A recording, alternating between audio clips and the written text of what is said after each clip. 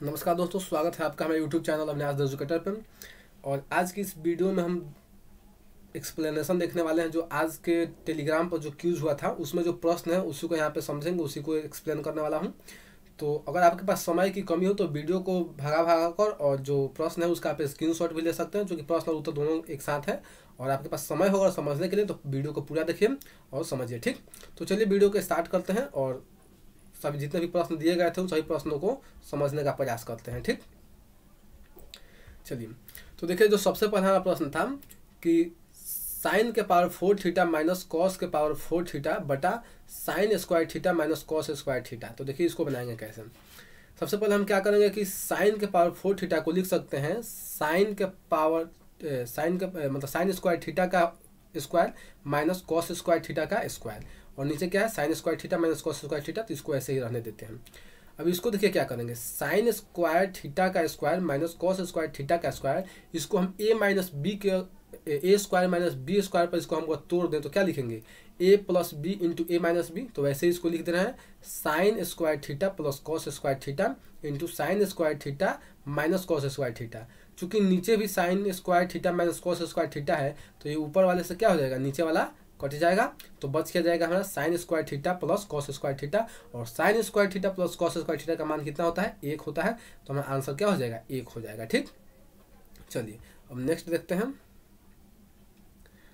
अगला प्रश्न है हमारा 6 के पावर 4। यहाँ पे देखिए 6 का पावर 4 बाई 3 का पावर 3। तो यहाँ पे देखिए क्या करेंगे हम, यहाँ पे 6 के पावर 4 के लिए हम लिख सकते हैं 2 का पावर 4 इंटू 3 का पावर 4, ठीक।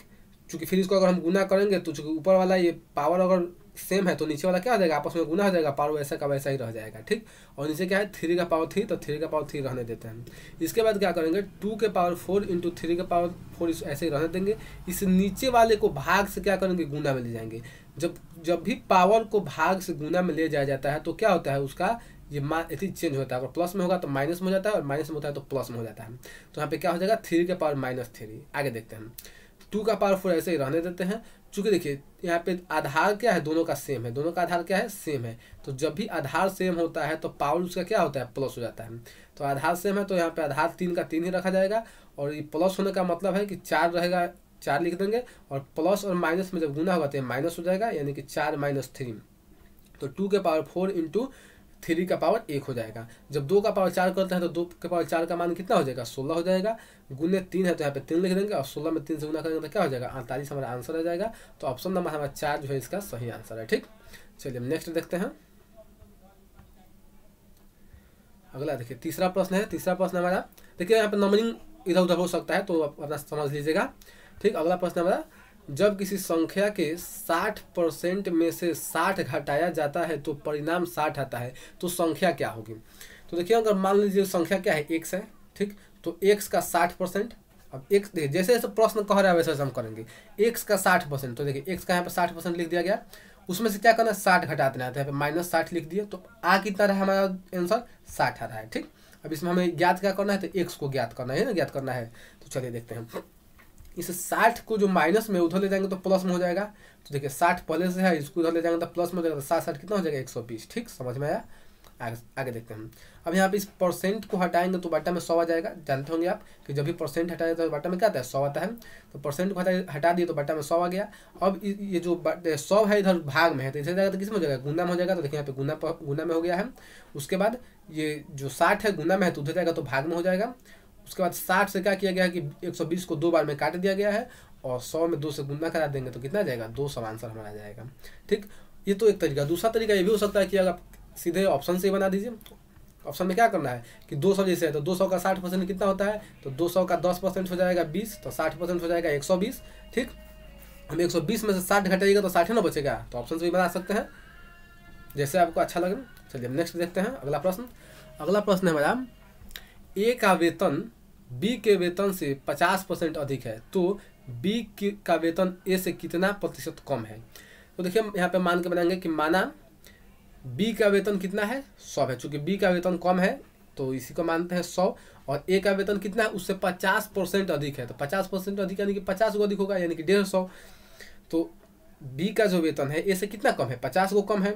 तो इसी 50 को किसके तुलना में देखना है हमें, तो इस 150 की तुलना में देखना है। तो लिख देंगे 150 बटा 150। चूंकि हम परसेंट में आंसर चाहिए तो गुना में 100 लिख देंगे। 50 से 150 3 बार में कट जाएगा और 100 में 3 से भाग देंगे तो कितना जाएगा 33.33 आते चला जाएगा। तो हम 33.33 मान लेंगे आंसर। ठीक, तो हमारा आंसर क्या हो जाएगा 33.33 वाला, ये हमारा आंसर हो जाएगा। चलिए अगला प्रश्न देखते हैं। अगला प्रश्न हमारा 6 रुपया 25 पैसा की राशि में 80 सिक्के हैं। टोटल सिक्कों की संख्या कितनी है 80 है।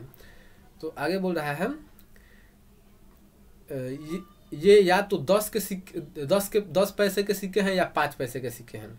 दोनों प्रकार के कितने सिक्के उसमें शामिल है। तो देखिए इसको बनाने का सबसे आसान तरीका है कि आप ऑप्शन से जाइए। ऑप्शन से बनाइएगा तो आसान से बनेगा और उसमें बहुत झंझट भी नहीं होगा। तो चलिए ऑप्शन से इसको हम समझते हैं। सबसे पहले यहाँ पे हम मान लेंगे कि 6 रुपया जो 25 पैसा है इसको पैसा में चेंज कर लेंगे। तो पैसा में चेंज करेंगे तो कितना होगा 625 पैसा हो जाएगा। अब ऑप्शन से चलते हैं। तो पहला ऑप्शन जो कह रहा है कि उसमें 40 जो सिक्के हैं वो 10 के हैं और 40 सिक्के जो हैं 5 के हैं। तो देखते हैं हल करके। तो जब 40 सिक्के 10 के रखेंगे तो कितना हो जाएगा 400 और जब 40 सिक्के 5 के रखेंगे तो कितना हो जाएगा 200। तो टोटल हमारा कितना आ जाएगा 600 पैसा। हमें चाहिए कितना 625, आ कितना रहा है 600। तो ये हमारा आंसर नहीं हो सकता। ये हमारा क्या होगा आंसर नहीं हो सकता। दूसरा देखते हैं। दूसरा कह रहा है कि 30 को 10 का सिक्का है और 50 को कितना है 5 का सिक्का। तो इसको ही मल्टीप्लाई करके देखते हैं। तो 30 को 10 का सिक्का यानी कि 10 का सिक्का यानी 10 पैसे का सिक्का समझिएगा। ठीक, थोड़ा अगर इधर उधर बोलने में हो जाए तो देखिए क्या हो जाएगा। तो 30 में 10 से जब गुना करेंगे तो 300 और 50 में 5 से गुना करेंगे तो कितना हो जाएगा 250 आ जाएगा। यानी कि टोटल कितना आ रहा है 550। तो हमें हमारा ये भी आंसर नहीं हो सकता क्योंकि हमें क्या चाहिए 625 चाहिए। तीसरा में भी सेम वही खेला होगा। इसमें भी 35 में 10 से गुना करेंगे तो 350 आ जाएगा। 45 में 5 से गुना करेंगे तो 225 आएगा। 575 है, नहीं हो सकता। चौथा देखते हैं। चौथा हमारा आंसर होगा क्योंकि जब 3 गुना होगा चौथा ही ना होगा। 45 में 10 से गुना करेंगे तो 450 और 35 में 5 से गुना करेंगे तो 175। जब इसको जोड़ेंगे तो क्या हो जाएगा 5 में जोड़ेंगे 5, 7 5 12 का 2, हाथ में 1, 5 1 6 सॉरी 4 1 5 1 6 यानी 625 पैसा हमारा यानी आंसर क्या हो जाएगा ये लास्ट वाला यानी कि ऑप्शन नंबर क्या है 4 जो है हमारा आंसर हो जाएगा। ठीक, चलिए नेक्स्ट देखते हैं। अगला प्रश्न है कि किसी त्रिभुज के कोनों का अनुपात 1:2:2 हो तो वह होगा कौन सा त्रिभुज होगा। ऑप्शन हमारा समद्विबाहु त्रिभुज, अधिक कोण त्रिभुज या फिर समकोण त्रिभुज या समबाहु त्रिभुज। तो चलिए देखते हैं कि किस शर्त को पूरा करता है समद्विबाहु त्रिभुज। मतलब क्या है जिस त्रिभुज के 2 भुजाएं बराबर हो उसको समद्विबाहु कहेंगे। अधिक कोण जिसका एक कोण 90 डिग्री से ज़्यादा हो। समकोण जिसका एक कोण 90 डिग्री हो। समबाहु त्रिभुज जिसके तीनों भुजाएं क्या हो बराबर हो। ठीक, तो चलिए देखते हैं कौन सा शर्त पूरा करता है। तो यहाँ पे देखिए समझने के तो यहीं से हम सब समझ सकते हैं, लेकिन चलिए इसको एक्सप्लेन करके देखा जाए। जैसे कि हम जानते हैं कि त्रिभुज के तीनों कोनों का योग कितना होता है 180 होता है। ठीक, तो उसी प्रकार इस रेशियो को लेकर हम चलेंगे और x से गुना करेंगे तो लिखेंगे x + 2x + 2x बराबर कितना 180 डिग्री। यानी इन तीनों को जोड़ देंगे तो 5x बराबर 180 डिग्री। यानी x का मान आ जाएगा 36, 2x का मान आ जाएगा 72 और फिर 2x का मान 72। यानी कि एक कोण हो गया 36 डिग्री, दूसरा कोण हो गया 72 डिग्री और तीसरा कोण भी कितना हो गया 72 डिग्री। तो देखिए जब किसी भी त्रिभुज की जब दो कोण बराबर होता है तो उस त्रिभुज की 2 भुजाएं भी क्या होती हैं बराबर होती हैं। तो इस आधार पर देखा जाए तो 2 भुजाओं वाला यही तो पालन कर रहा है, और कोई पालन थोड़ी रहा है। यहाँ पे कोई भी कोण 90 डिग्री से ज़्यादा नहीं है। समकोण की बात करें तो कोई भी कोण 90 डिग्री का नहीं है। समबाहु त्रिभुज की बात करें तो तीनों भुजाएं बराबर होनी चाहिए। तो तीनों भुजाएं बराबर तो है नहीं। तो हमारा आंसर क्या हो जाएगा हमारा आंसर हो जाएगा ये वाला समद्विबाहु त्रिभुज हो जाएगा। ठीक, तो चलिए नेक्स्ट देखते हैं अब अगला प्रश्न। अगला प्रश्न है हमारा एक पुस्तक 80 रुपए में खरीदी गई और 20% लाभ पर बेच दी गई तो उसका विक्रय मूल्य क्या होगा। ये तो बहुत ही इजी प्रश्न है, शायद पहला प्रश्न था क्यूज में। ठीक, तो चलिए देखते हैं हम।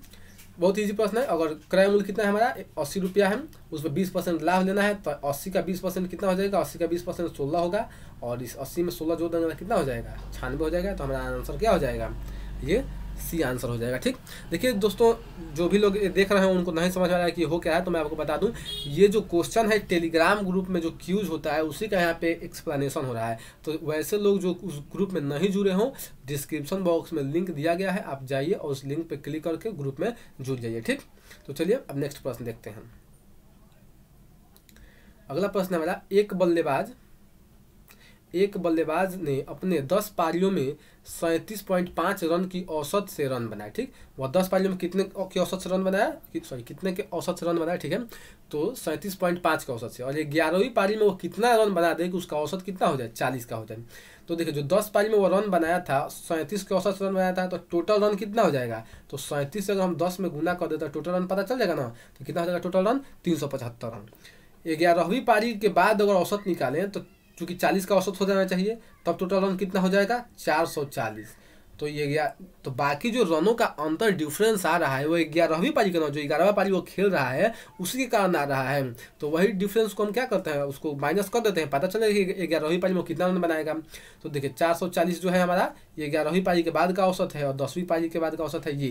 तो इसी में से इसको माइनस कर देंगे, 440 में से 375 घटा देंगे तो कितना जाएगा, 65 रन हमारा आंसर हो जाएगा। यानी कि ऑप्शन नंबर ए क्या हो जाएगा, सही है। ठीक, चलिए नेक्स्ट प्रश्न को देखते हैं। अब अगला प्रश्न है, एक आदमी ने 229.50 रुपया यानी कि 229 रुपया 50 पैसे खर्च किए, जो उसकी आय का 85% है, उसने कितना कमाया। तो देखिए इसको तो बनाने का सबसे एक आसान तरीका है, आसान तरीका जो जनरल होता है कि यहाँ पे हम टोटल रुपया को क्या मान लेंगे, टोटल उसका आय मान लेंगे 1 से, और लिख देंगे x का 85% बराबर 229.25 रुपया, और उसके बाद हम x का मान निकाल देंगे। तो एक ये तरीका हो जाएगा। लेकिन हम इस तरीका से नहीं बनाते, हम दूसरा तरीका से बनाते हैं। देखिए कैसे, यहाँ पे चूंकि दिया है क्वेश्चन में 85% बराबर कितना दिया है, 229 रुपया 50 पैसा। हमें ज्ञात क्या करना है, 100%, टोटल उसकी आय ज्ञात करना है। तो यहाँ पे देखिए हम क्या करते हैं, यहाँ पे 85% को हम डबल करते हैं 170% हो जाएगा। और यहाँ पे जब इसको हम डबल कर रहे हैं तो इसको भी डबल करेंगे, तो इसको भी डबल करेंगे तो क्या हो जाएगा, जब 229.5 को हम डबल करेंगे तो कितना हो जाएगा, 459 हो जाएगा। कितना हो जाएगा, 459।